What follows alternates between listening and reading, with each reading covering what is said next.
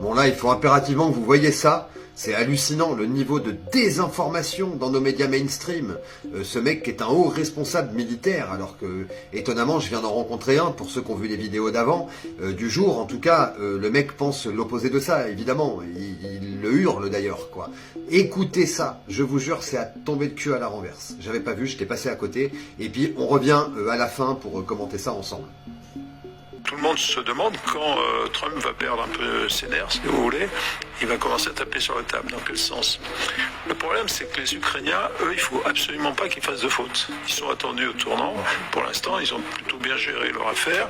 Ils ont montré assez de souplesse, tout en gardant quand même une ligne assez forte.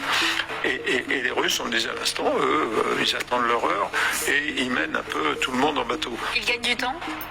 Oui, ils gagnent du temps, surtout dans la mesure où pour moi, ils n'ont aucune envie de négocier. Enfin, je veux dire, ça saute aux yeux. Et ils veulent, quelque part, peut-être que Trump change de ligne, l'emmener plutôt sur des lignes stratégiques, de manière à oublier l'Ukraine. L'Ukraine, c'est un épisode. C'est pas grave, c'est pas important. Laissez-nous traiter ça, et puis on va regarder le monde en grand. Ça, ce serait plutôt une bonne idée, mais sauf qu'on peut pas laisser l'Ukraine à son sort. Bon, ça se passe de commentaires, quoi. C'est incroyable. Il renie tout. Il renie les accords de Minsk. À l'écouter parler, c'est comme s'il avait envahi tout le pays et tous les autres pays autour de lui, qu'il essayait de gagner du temps.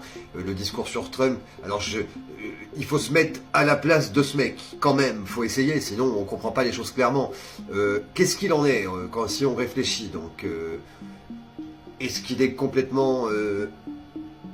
je vais pas dire le mot, mais voilà, il se rend pas compte, il comprend pas, parce qu'à force d'être manipulé, de lire des consignes, des trucs, est-ce que voilà, il passe à côté et qu'il est complètement endormi, j'ai envie de dire, par rapport au principe de réalité et à la réalité. Est-ce que il nous prend pour des abrutis et il sait parfaitement ce qu'il est en train de faire? Voilà, et il a un visage spécial quand même, cet homme-là. Je vous jure, revenez en arrière, regardez, vous allez voir, il a une tête, c'est quand même, c'est pas rien. Ou alors, est-ce qu'il est hypnotisé, quoi? Ouais, parce qu'il paraît que quand on est hypnotisé, qu'on n'est pas ramené par le signe qui fait, souvent il y a quelque chose de physique au moment d'être hypnotisé, ou un mot, il y a un déclencheur.